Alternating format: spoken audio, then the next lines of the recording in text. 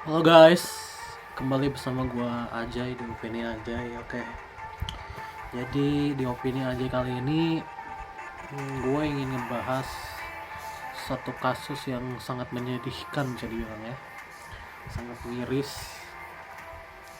dimana di Lebak Bulus ada seorang anak berusia 14 tahun yang membunuh anggota keluarganya, ya, dua anggota keluarganya, yaitu ayah dan neneknya, dan juga melukai ibunya. Ya, dia ingin membunuh ibunya juga, tapi ibunya berhasil selamat dengan kabur dari rumah, dan akhirnya si anak kabur dari rumah, pergi dari rumah, dan akhirnya berhasil ditangkap. Ya, oke, kenapa gue begitu concern ya dengan kasus ini? Karena si pelaku adalah anak berusia 14 tahun, kelas 1 SMA. Ya, luar biasa ya, anak 14 tahun udah kelas 1 SMA, berarti pinter banget ini anak.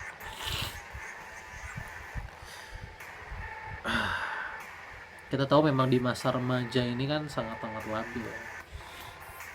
Yang buat gue sangat concern dengan kasus ini karena masa remaja gue pun tidak mudah. Gue besar di keluarga yang berantakan ya. Gue besar di keluarga yang toksik.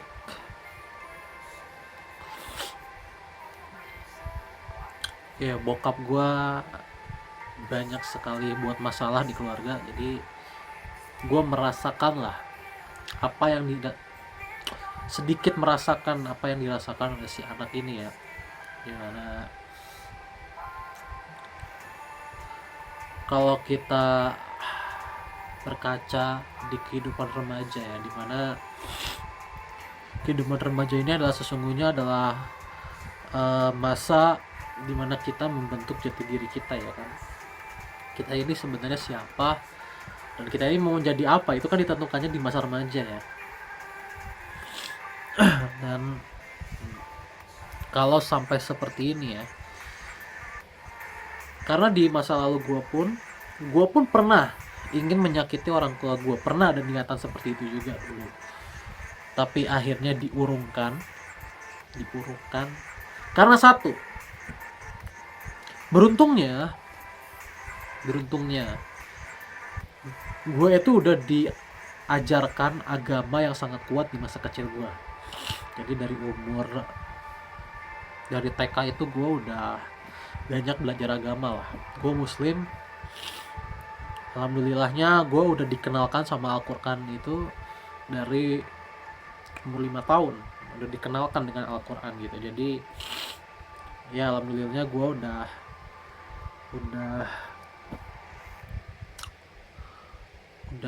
hatam lah. Di umur 6 tahun gue udah sampai akhir baca Al-Quran gitu, udah sampai juz amma. Dan alhamdulillahnya karena didasari oleh agama yang kuat, sering ikut majelis taklim gitu-gitu di masa kecil lah. Justru sekarang malah gue bawang gitu. Tapi dulu alhamdulillahnya di masa kecil gue diajarkan agama yang kuat juga. Ibu gue sempat jadi guru ngaji juga. Jadi memang dasar gue sebelum akhirnya gue paham bahwa keluarga gue ini sebenarnya berantakan, gue udah dibekali oleh ilmu agama yang sangat kuat. Jadi ketika gue berniat untuk menyakiti orang tua gue, itu gue sadar bahwa di Al-Quran itu tidak boleh gitu.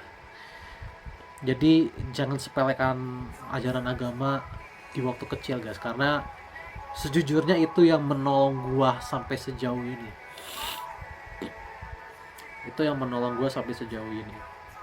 Itu juga yang menjadi petunjuk gue selama ini gitu, bahwa banyak batasan di dunia ini yang tidak boleh kita langkahi.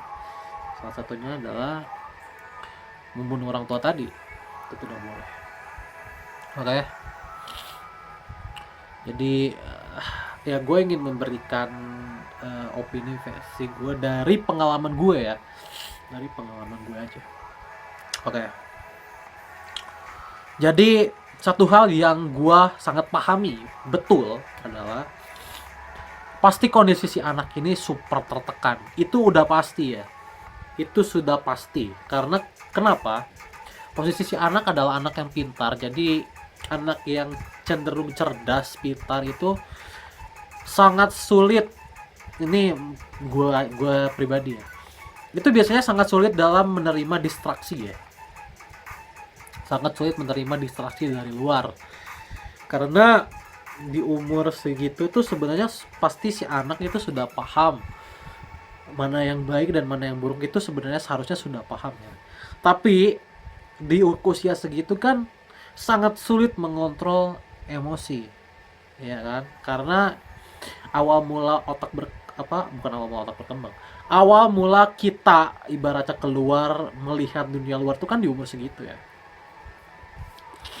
Jadi di umur segitu, di umur remaja, di umur 13 sampai 17 lah gue bilang.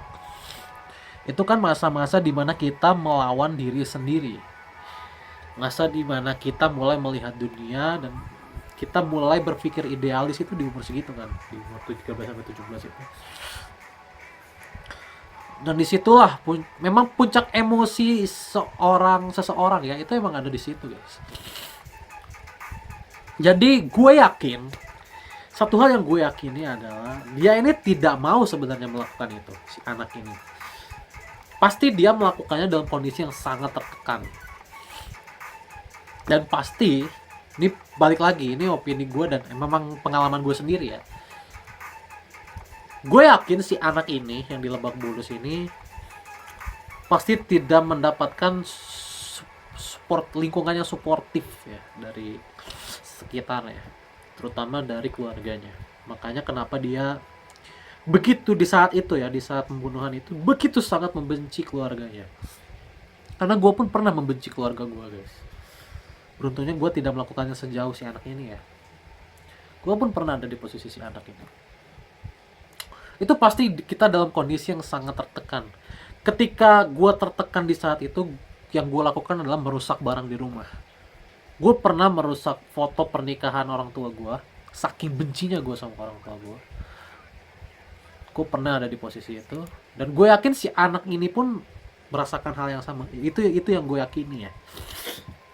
Dan solusinya, balik lagi, ini solusi yang gue dapatkan. Jadi solusi apa ya yang gue lakukan di saat itu hanya satu. Gue keluar dari rumah. Itu adalah cara terbaik untuk menghindari lingkungan yang toksik seperti itu. Gue yakin sekali lingkungannya ini toksik sekali. Gue yakin. Entah itu mungkin dia ditekan, mungkin harus pintar, atau mungkin harus beragama atau apa. Intinya dia ditekan untuk melakukan sesuatu yang dia tidak mau gitu. Dan dia dipres terus-terusan. Gue yakin itu yang terjadi. Karena di saat itu pun itu yang terjadi pada gue. Tapi gue bukan dipres ya, bukan dipres dalam artian gue tuh enek waktu itu ngelihat bokap membuat masalah terus di keluarga gitu. Tapi gue udah muaknya gitu. Jadi begitu. Ya, karena ini ibaratnya udah masa lalu gue ya, karena kan gue udah dewasa ya sekarang ya kan. Jadi nggak apa-apa cerita ini gue share karena gue udah belajar cara mengontrol itu semua, bagaimana gue udah melalui banyak kehidupan yang sulit ya. Jadi gue udah sangat mengerti gimana caranya mengontrol ini semua. Tapi kan si anak ini belum ya. Masih panjang perjalanan si anak ini untuk mencapai ke titik gua sekarang gitu. Masih banyak yang harus dia lalui gitu. Jadi gua harap anak ini tidak dihakimi ya. Karena balik lagi si anak ini pun kelihatan sangat menyesal ya, karena memang ya si ibunya sendiri sudah memaafkan ya, karena pasti sih ya, karena gue yakin sekali ibunya ini pasti mengerti situasi di lingkungannya seperti apa. Makanya itu mungkin satu-satunya alasan kenapa si ibu memaafkan si anak. Karena dia selain dia anaknya, dan juga anaknya ini tidak nakal ya.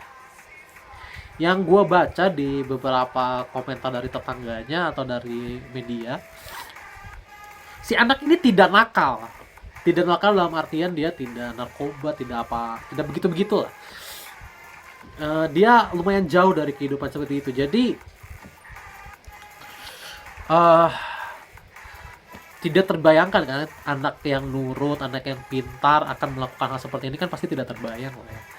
Dan hanya satu alasan yang mutlak ya pasti terjadi adalah lingkungannya ini sangat toksik untuk dia. Hanya itu aja alasannya. Nah, gue nggak tahu ya alasan, mungkin ada alasan lainnya. Itu kan dapurnya keluarga mereka ya. Jadi gue nggak mau menguliti, ibaratnya nggak mau so tahu juga. Tapi satu hal yang gue rasakan dari si anak pastinya itu adalah lingkungan yang toksik. Lingkungan yang toksik. Gitu. Jadi ini saran juga ya untuk teman-teman gue juga yang sekarang banyak yang baru menjadi orang tua. Satu saran yang bener-bener kalian harus lakukan dalam menjadi orang tua, dan nanti juga gue akan lakukan kelak ketika gue udah punya anak. Jangan memberikan dan juga jangan meng-create lingkungan yang toksik untuk si anak. Toksik itu apa sih maksudnya? Toksik itu dalam artian kita tidak mengikuti alur si anak. Karena si anak ini kan dia tetap manusia, dia tuh bukan boneka kita. Si anak ini bukan boneka kita yang bisa kita rancang harus jadi seperti apa. Enggak, anak ini kan punya otaknya sendiri, punya pemikirannya sendiri, dia punya emosinya sendiri, punya cita-citanya sendiri, dan kelak juga punya kehidupannya sendiri. Jadi kita create anak sesuai dengan, kita create anak untuk menjadi versi dia yang terbaik gitu. Jadi bukan kita meng-create anak sesuai dengan apa yang terbaik untuk kita, tapi yang terbaik untuk si anak. Karena belum tentu yang terbaik untuk kita itu nyaman juga di si anak. Bisa jadi apa yang kita mau itu justru toksik untuk si anak. Gitu. Jadi jangan menciptakan lingkungan yang toksik. Jangan menciptakan lingkungan yang toksik. Dan mungkin berdasar dari pengalaman gue ya, si anak harus, ini untuk yang dari awal udah beragama lah ya, bekali dia ilmu agama yang kuat di kecilnya. Karena di masa itu pun, di masa lalu gue pun, agama lah yang menyelamatkan gue. Jadi bekali agama sedari kecil, mumpung karena di umur 5-6 tahun itu kan masih kertas putih ya, jadi masih bisa kita tulis dengan apa aja. Nah, selipkan agama di umur 5, 6, 7 tahun yang kuat, sehingga ketika dia menemukan masalah di masa remajanya, dia punya petunjuk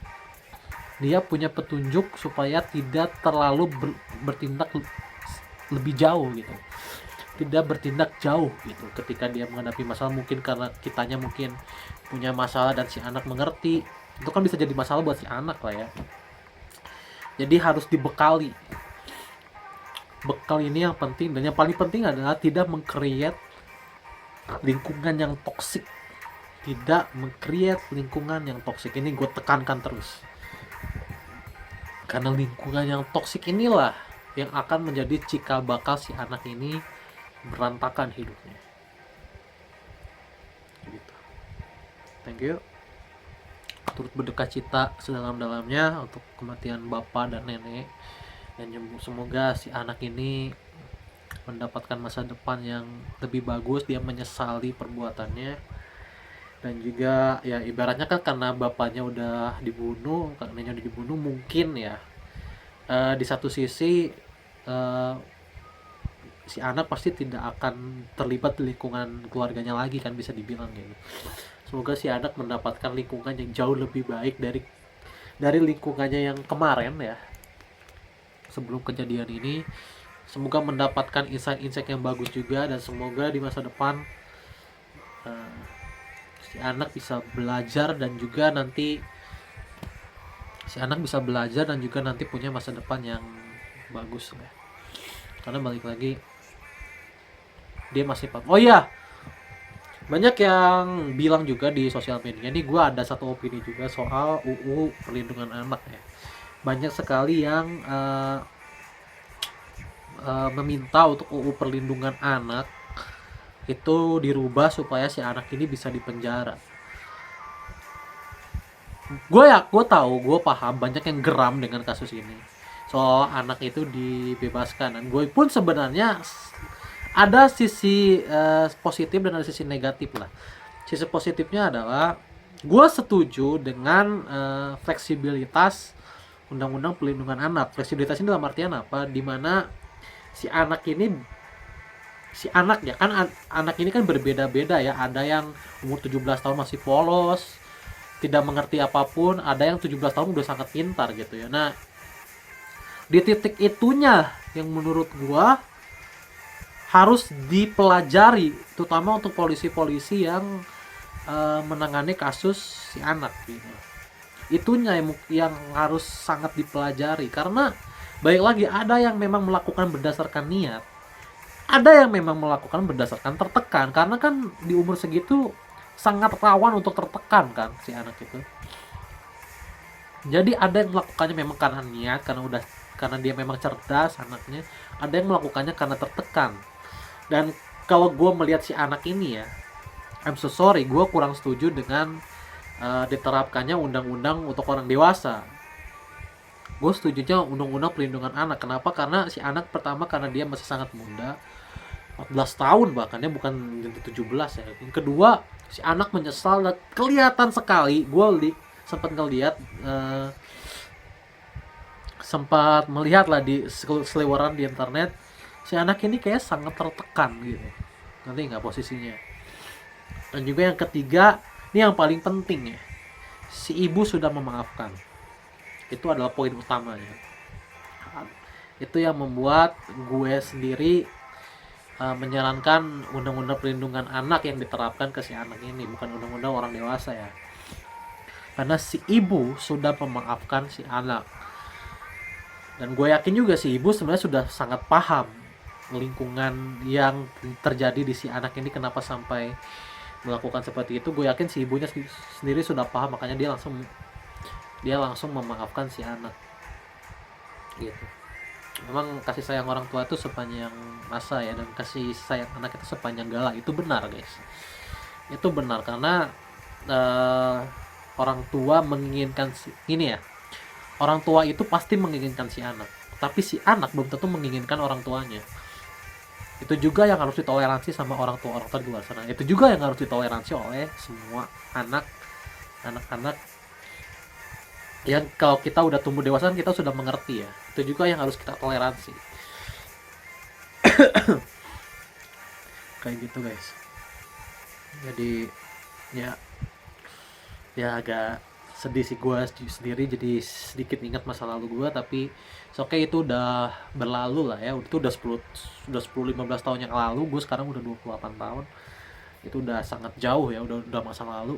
Jadi we have to move on, karena kita kelak akan menjadi orang tua, dan kita akan merasakan gimana sulitnya meng-create kehidupan yang tidak toksik untuk anak. Itu pasti kita akan rasakan. Makanya kita harus pelajari dari sekarang sebelum menikah.